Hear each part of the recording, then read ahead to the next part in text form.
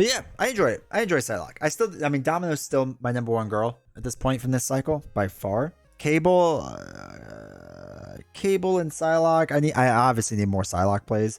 I mean, I don't mind Cable. I would like to try Cable with the new Psionic cards in Aggression. I think that would be cool. Which one was it? What was it called? Cybo Attack? That could be cool. Cable gets better and better with all the side schemes as well. Yeah, I like the new Justice one, where it does like just straight up 5 damage to the villain. Like, that's so nice. But I agree.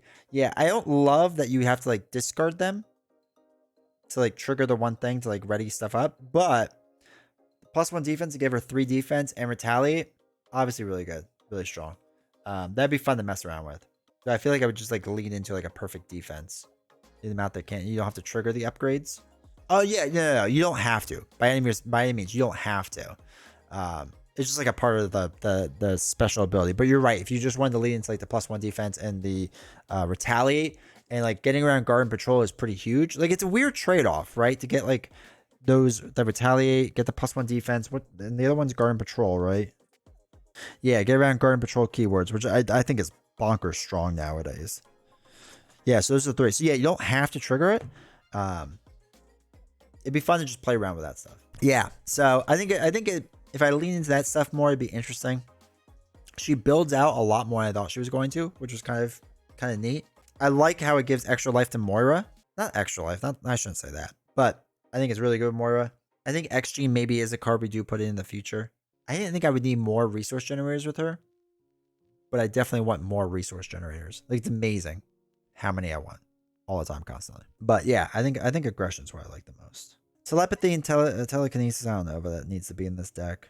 And they were okay. Would be weak, but I really do like them. Yeah, like, I don't love that they aren't like huge attacks, but like, especially there at the end dealing with minions, like, she's much more viable against minions than I thought she was going to be, which is nice, right? Like, I was able to do the 2 under 1 minion, the 2 under another minion, 2 under another minion, take out 2 minions, right? Or whatever it was, right? Like, stuff like that. Yeah, it's much better. It's very, very strong in a way, but I think that kind of like nudges her in the aggression way of doing things then. That's the only thing. One of the weaker ones in Cycle, but still very good. They don't really make bad heroes anymore. No, not since Strange. Yeah. All in the power of the mind, so they can be good resource dumps if you have them in hand and no psionic cards. Yeah, I can see that too. Reminds me of Rogue's events, except maybe a bit better. Yeah, anything's better than the Rogue for sure. Yeah, I think right now she does seem very weak compared to Cable and I mean, everyone seems weak compared to Domino's. That's not fair. Cable seems like a lot of potential upside. Psylocke, if they continue doing psionic stuff, seems like it'll keep going up. And yeah, I think she'll be weaker, but she's not bad, right? She's not bad. You really hate Strange, huh? Oh yeah. I think he's by far the worst hero in the game. Like, it's not even close. I've gone on long rants about this before. But yeah, so I would say she's weak in a sense. Like, she's not bad by any means. She's not Valk bad. That would make her the GOAT. So I'm confused. I like Cyclops more than Strange. I will say that. Also, so the way I've been playing Marvel Champions more recently, and I don't know if this is anyone else or just me, is I enjoy thinking more in the game. Right? So like, this is one of my big things with Domino. I think I said this in review too, is that Domino, like, I have to legit think through her entire turn. And that's really fun. That's enjoyable. I really enjoy that. And I really want more of that. And I think Psylocke has that ability so far, right? I have to see more, but I think like you have to think a bit more through your turn, and I enjoy that, right? I will take that with a weaker hero every single time. Strange is just too powerful. I don't care that he's powerful. The problem is he's boring. That's my issue. My issue is that he's just straight up boring. I could hand anybody a Doctor Strange deck, and they would immediately know just run through the invocation because it's just too strong.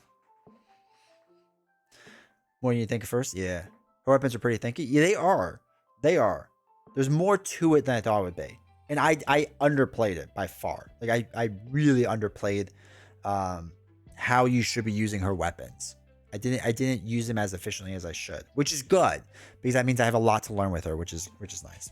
Like a Rube Goldberg contraption where 15 things trigger at once, and at the end of the time it's like deal 4 damage, confuse the enemy. Yeah. But yeah, there's more to Psylocke than meets the eye, which is good. I think there's a lot of opportunity for different things, but yeah. The villain's gonna end up confused by the end of the turn.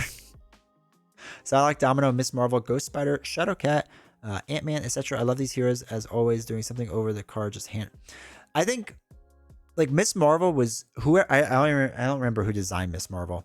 Whoever did was 3 years ahead of the game. Miss Marvel to this day is just amazing with her action windows and how she works. Like she is just so incredibly intricate in the way that she works and how she plays. She just holds up so well. And I feel like a lot of people think that she's gonna be like kind of like easy because she's so early on and she's so rough. Quicksilver's been a lot of fun. Quicksilver's gotten second life for me. Boggs did Miss Marvel. Boggs crushed it. So many people hate Miss Marvel in release suit. Yeah. I think it's because I'm one of these people too. Like I was kind of like whatever about her. At that time of her coming out, I did not understand action windows as much as I do now. She is a hero where you need to understand action windows. And that's not like a slight against people. It's just really, really, really hard to understand, especially at that point in the game, because the game was so basic at that point, was so simple at that point, that like we didn't have to think about that stuff. We just played a card, did some damage, whatever. Action windows starts changing everything, and she goes nuts. She goes nuts. So it's one of those things that it was so well designed ahead of time, or so far ahead of its time, that we couldn't really appreciate it till later on, until we got deeper into the game. Exhausting a Nakia and alter ego and flipping her hero form to play an event and their suit and 2 damage is so great. That was the other thing, like doing that. I kept thinking like, oh, you had to like exhaust it and do the card then. Like I was guilty of that and not recognizing that you could exhaust your alter ego, then flip over and then reduce a card cost. Like that it's crazy. It's just crazy. She's crazy the way she works. But she's a hero that will forever, like I'll keep coming back to and keep playing because she's so well designed. She's so much fun. She's so much fun. And we'll see if Psylocke ends up being the same way or not. For sure. I feel like there's a slight chance of that because again there's some depth here, and it depends on how much psionic gets really.